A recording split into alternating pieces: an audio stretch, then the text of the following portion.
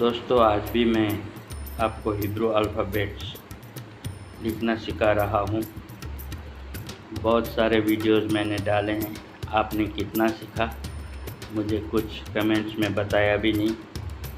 मैं बार बार हिब्रू भाषा आप लोगों को सिखाता हूँ ताकि आप हिब्रू बाइबल पढ़ सके और हिब्रू बाइबल पढ़ने के बाद में आपको सच्चाई का पता चल सके, क्योंकि हिब्रू भाषा जो है बाइबलीय भाषा है और हिब्रू भाषा जो है हमारे सर्वशक्तिमान पिता ने अपने भविष्यवक्ताओं से, इजरायली लोगों से वार्तालाप किया हिब्रू भाषा में ही। और उतना ही नहीं, हमारे मसीहा ने भी हिब्रू भाषा बोला। तलीता कुमी बोल के उस लड़की को जिंदा किया था। एली एली लमा सबक्तनी बोला था जब वो क्रूस पे थे। और एक अंधे को आँख खोलते समय भी उन्होंने इफ़ताह बोला था, खुल जा बोला था हिब्रू भाषा में। और तो और मसीहा जब मृत्यु में से जिंदा हुए, स्वर्ग चले गए, फिर उन्होंने शाऊल को दर्शन दिया तो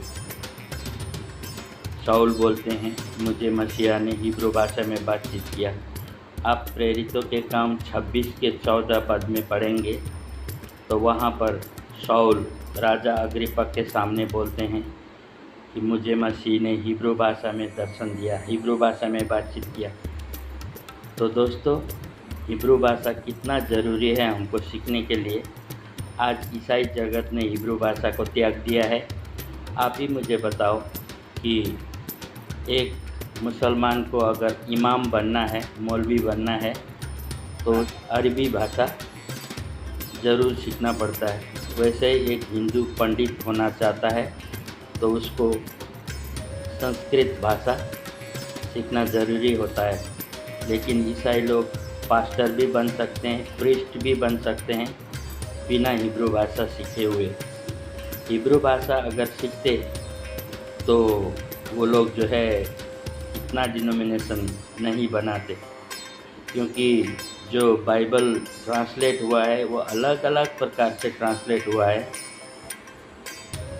एक ही प्रकार के बाइबल अगर आप लेके बैठेंगे और पद पढ़ेंगे तो वो समान नहीं होता है। कोई क्या बोलता है, कोई क्या बोलता है, या इस प्रकार की गड़बड़ी इसीलिए हुई है क्योंकि हिब्रू भाषा नहीं सीखते हैं।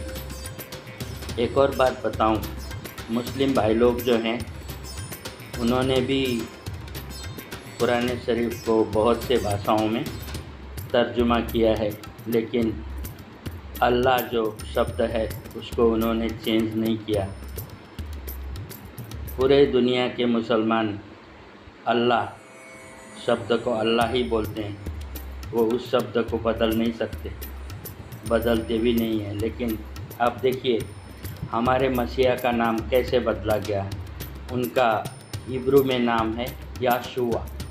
याशुआ का मतलब होता है यहोवा का उद्धार।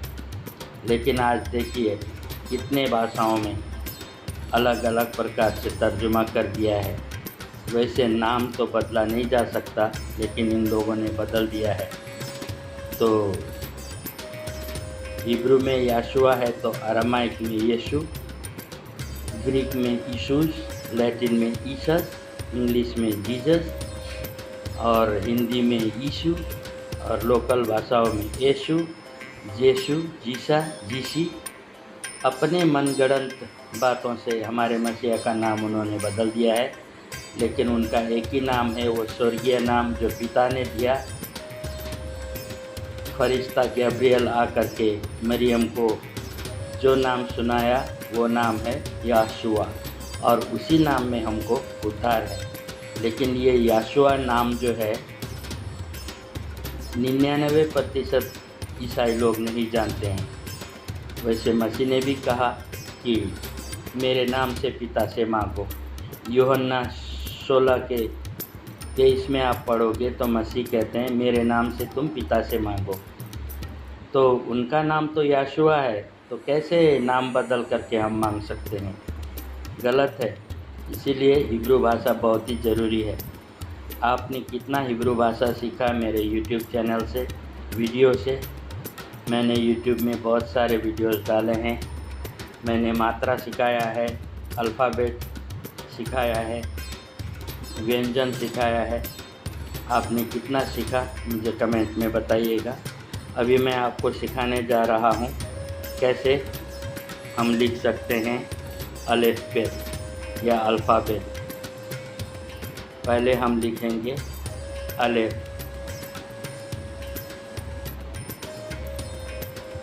तो ये रहा अलिफ। फिर हम लिखेंगे बेत, तो ये रहा बेत। फिर हम लिखेंगे गिमेल, गिमेल इस प्रकार से लिखा जाता है, ये हुआ गिमेल। फिर दालेत, दालेत ऐसे लिखा जाता है। अब इसके बाद आता है हे ऐसे करके ऐसे लिखा जाता है हे। अब वाव, वाव ऐसे लिखा जाता है। वाव के बाद जाइन, खेत, खेत को ऐसे लिखा जाता है। फिर तेत, ये तेत। फिर योद। अब काफ, ये हुआ काफ। फिर लामेद, फिर मैम, फिर नन, फिर समय, फिर आइन,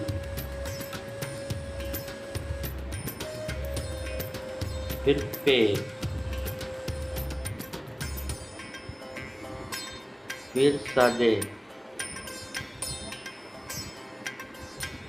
फिर कॉफ,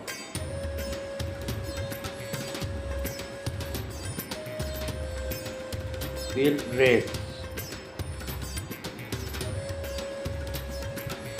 फिर शिन,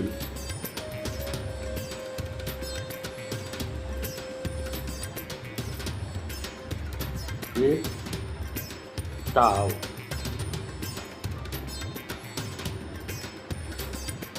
तो दोस्तों यही है मेरा मैसेज आप लोगों को कि आप हिब्रू भाषा सीखिए और कम से कम बाइबल पढ़ना सीखिए, हिब्रू बाइबल, तभी आपको सच्चाई का पता चल जाएगा।